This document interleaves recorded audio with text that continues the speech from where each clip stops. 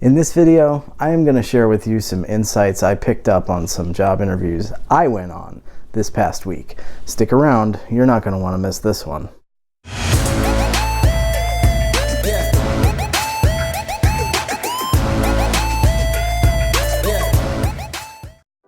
What's up, recruits? My name is Darren DeLuca, but you can call me the Ramblin' Recruiter. I'm a U.S. Army veteran, an author, a job coach and career counselor, and I've been a recruiter now for nearly 2 decades. My passion is helping you find the job of your dreams and make the most of your career. The first step to doing that is subscribing. Click the bell to enable notifications and you are on your way. So, let's get into it, shall we? Hey, just a real quick reminder and shameless plug here. Supporters of the channel via my Patreon site get access to me 24/7, 365, whether it's resume writing assistance, interview coaching, interview prep, offer negotiation, whatever job search related topic you need assistance with, there is a level of support for the channel that gets you access to that. Now back to your regularly scheduled program. Greetings from North Carolina, recruits. I'm not sure if you remember, but a few weeks ago I sent out a message that I was doing some traveling because of my father. He was already suffering from some kind of age-related memory loss, and he recently had an accident. He fell and cracked his head open, and as a result of that, he suffered a pretty bad concussion, and those age-related memory issues have just gotten worse and worse. So I'm here at my parents' house in North Carolina. I'm in the bedroom where my kids usually sleep when we come to visit. I'll give you just a quick view around the room. It's a nice house that they have here, but it is only 3 bedrooms, so kids sleep in here together. Yes, I know what you're thinking, and the answer is yes. This furniture did used to be mine when I was a kid. Not the stuff on the walls, though. That's kind of unique taste. Check that out. Egyptian theme. But anyway, so I'm just here helping my mom out with a few things. You know, things are not great for my dad right now. He's really having a lot of issues with his memory. He's having a lot of issues with confusion and not being able to remember things, where he is, why he is there. It's really terrible. It's cruel, an unusual punishment. He and I certainly didn't always see eye to eye with each other when I was growing up, but I can tell you that what's happening to him now is cruel and unusual punishment. And I don't wish that kind of memory loss, that kind of loss of cognitive function on anybody. But that's not what I'm here to talk to you about. I'm here to talk to you about interviews, like always. And like always, hit that like button. And if you haven't already done so, go ahead and subscribe. Click the bell to enable notifications, because it really helps me with the YouTube algorithm when you are engaged. But anyway, I wanted to share with you some insights on some interviews that I went on this past week. Now, first of all, I'm not leaving my company. These were internal interviews for a promotion. So that's really exciting. And my boss was actually the one that clued me into this job and suggested I apply to it, which is even doubly exciting because I know I have his support. What's not as exciting is that there were 4 other candidates interviewing for this role. 2 of them were colleagues of mine, and 2 of them came from the outside. So, you know, we're going to end up seeing what happens. It's quite a horse race. I think my chances are good, and I think the interviews went really well. And there's a couple of reasons why I think the interviews went really well that I want to share with you.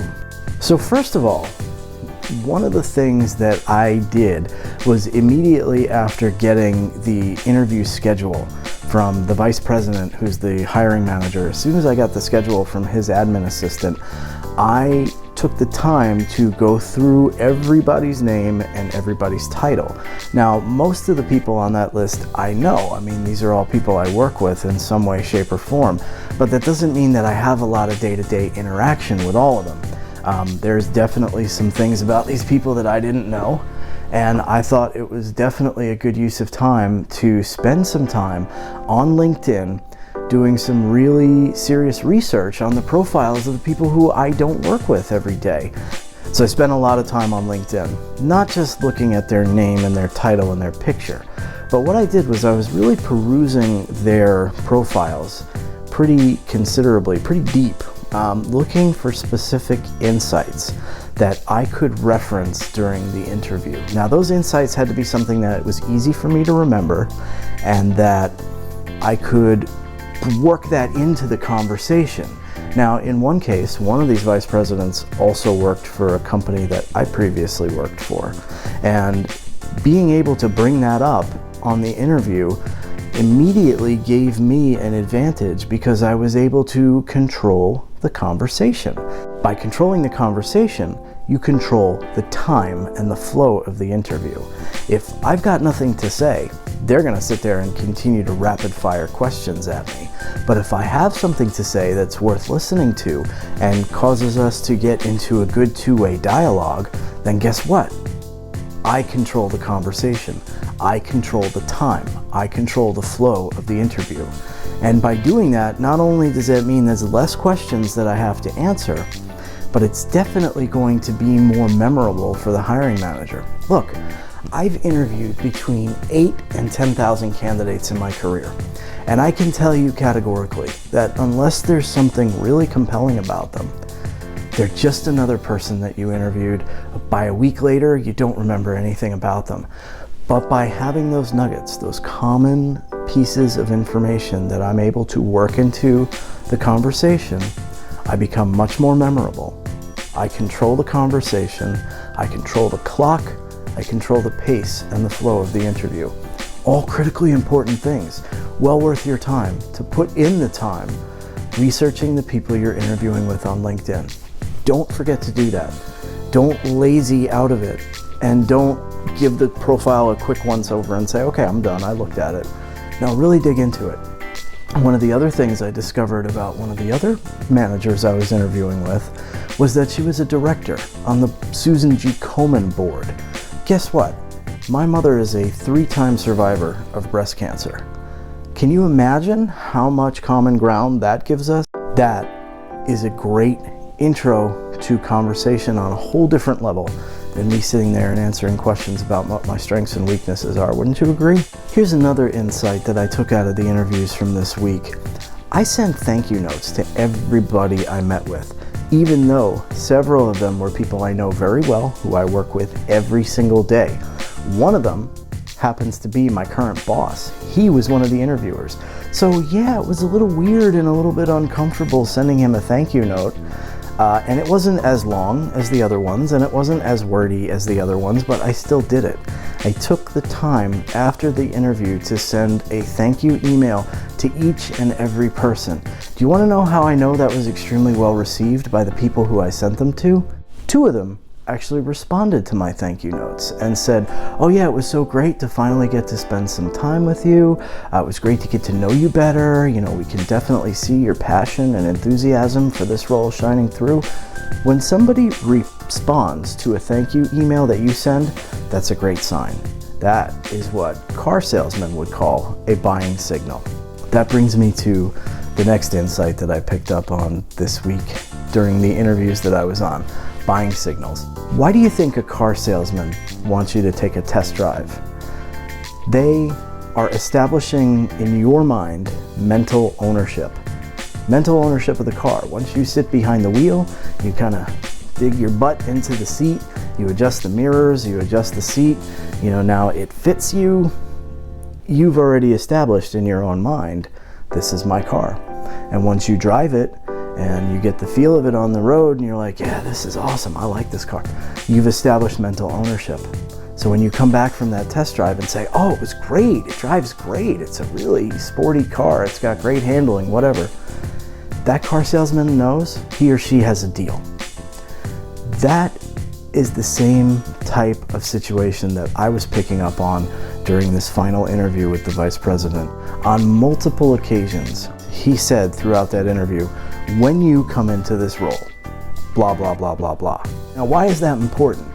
That's important for 2 reasons. Number 1, he's already projecting me as the winner of this interview panel, right? He's already got me as the one who came out on top. And number 2, in his mind, he already has made a decision, and that's almost a Freudian slip coming out of his mouth. Like, he shouldn't be saying that on an interview, and I bet he didn't mean to say it. When you start this role, that's a Freudian slip. That's him projecting a future state that he's already decided on in his mind. He kept repeating, when you come into this role, when you start this role, one of the things you're going to have to do in this role is blah, blah, blah, blah, blah. He's already established mentally in his own head that I am the winner of this interview panel. As far as he's concerned, I'm already in the position and now it's time to get me trained up. As you go on interviews, look for the buying signals from the hiring managers that you're interviewing with. When they say things like, when can you start? When they say things like, when you start this position? When they say things like, one of the first things you'll have to do here is blank. You know you're getting buying signals. When you get buying signals, now's the time to close the deal. Now, you sales reps out there, you'll understand what I'm talking about, right? When a customer gives you a buying signal, you ask for the order. And it's the same on job interviews. When you catch a buying signal from the hiring manager, now you ask for the position.